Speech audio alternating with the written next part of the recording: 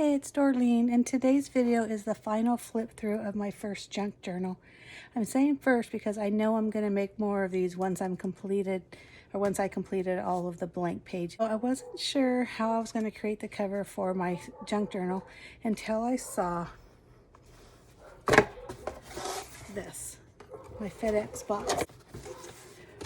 The depth of the box was the perfect spine size that I needed for my 6 signatures, and all I had to do was cut down the box after I measured a little bit wider than the actual signatures. You can see it's about a ½ inch wider, and I pretty much stuck to the length or height of it. So I cut that down using a guillotine cutter, but you can use a craft knife and a ruler or even scissors if that's all you had.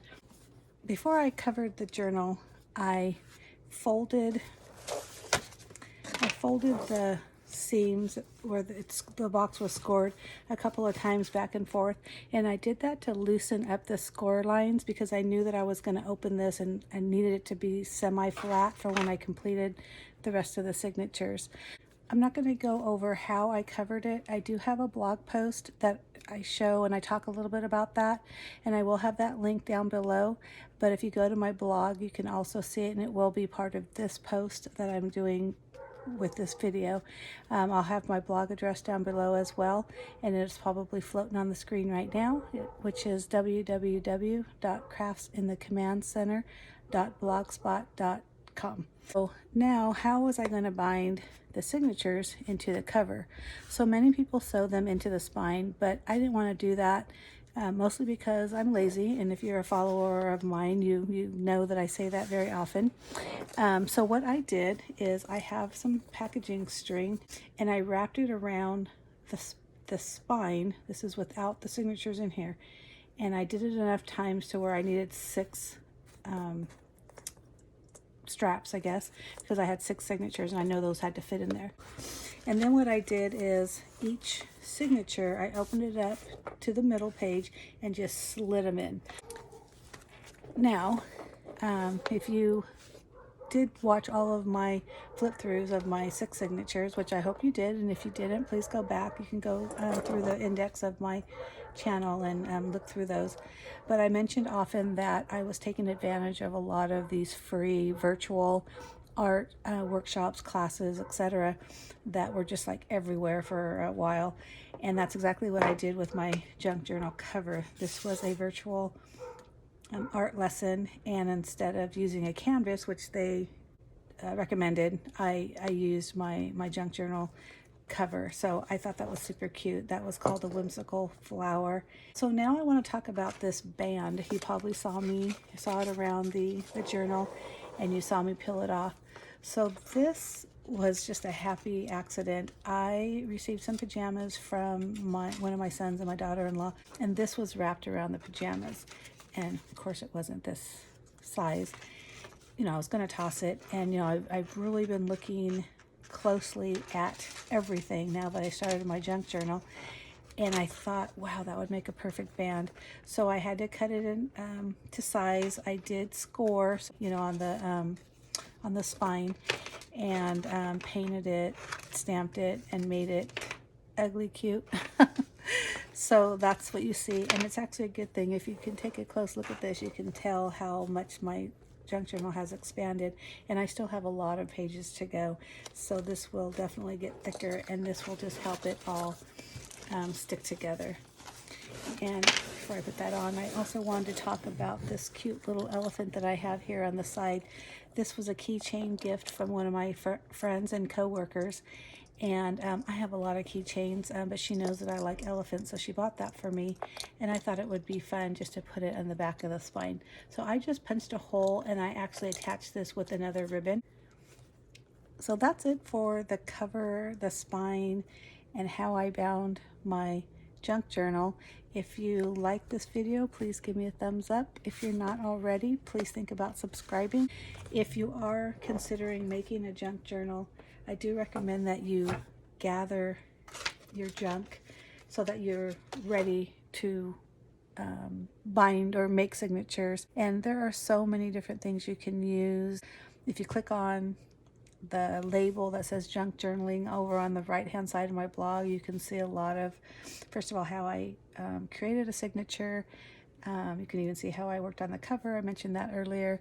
Also, I filmed a lot of my pages, and you'll notice that a lot of the things that I use are things that I've done myself, either making my own kind of pattern paper with leftover mediums and stamps, or making my own stencils out of cardboard, such as cereal boxes, even toothpaste boxes. You know, it's that thinner cardboard, so it gives a good... I hope by going through the flip throughs of my junk journal that I have inspired you to start your own. They're really a lot of fun. I really encourage that you do it if that's something that you're interested in. There's not a lot of money that you have to invest, because the supplies really are, I like to use the term junk, but it's things that you would normally just toss.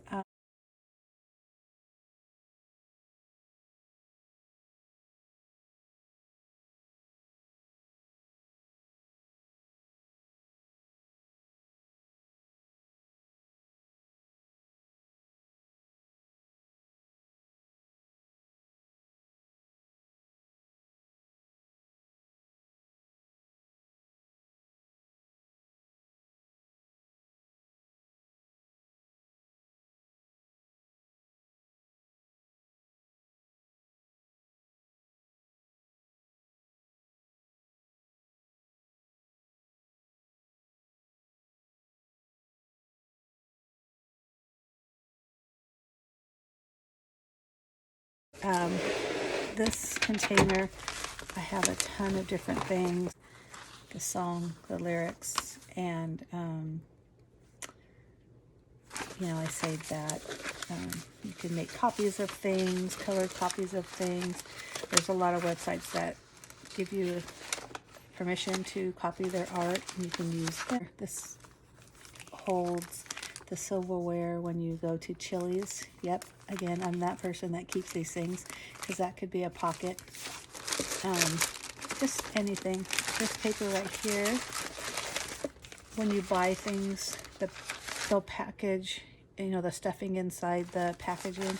I kind of straightened that out and folded it so I can use it. And what I use those for a lot is, I call it my ender paper. So when I'm working on projects, I'll cut a piece, cover my desk with it, you know, work on my projects. Here's all my sprays, my paints, my stamps, this and that. And after a while, you get something like that. So it's like making your own. I just wanted to go through some of these things that I did pull out. Like this was a mailer from work, but I kept it. First of all, we were going to throw it away, but I kept it because of these flowers. Here's another one with the same thing. Again, another conference thing that I got from work, but I loved how they had this color here. So you can imagine, even with these greens in the paper, that you can, even when you cover them, they'll still be pretty, because those colors will come through. A newspaper, I kept it because of the word search. I thought that would be funny to have that in the background. You know, you can use these little pamphlets. If you looked at my flip throughs, I used a Major League Baseball schedule that was a trifold in there, so I could either cut this down or staple in part of it, and the rest can fold out to add some interest.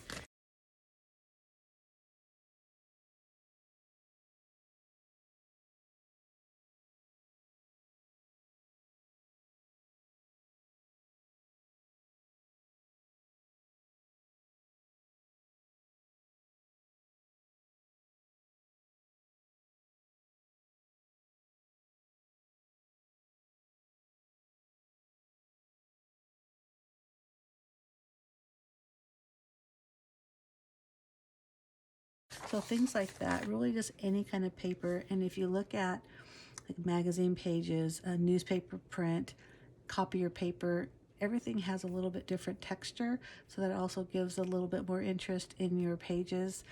I hope you noticed that when I went through my flip through, I try to point a lot of those things out, and you could see layer upon layer of different product, whether it was a medium like a paint, a spray, or crayons, colored markers, etc., or actual paper. I do hope you end up giving this a try, if not necessarily a journal, but even just sheets. Anybody can be creative, and I hope you can tell by even my flip throughs is sometimes I was just splashing on colors, really no rhyme or reason, but then you add a favorite quote or a flower to it or some kind of main image, and that makes it something special. Again, give me a thumbs up if you like this video. If you're not already, hit the subscribe button, and I will see you soon. Thanks for joining me. Bye.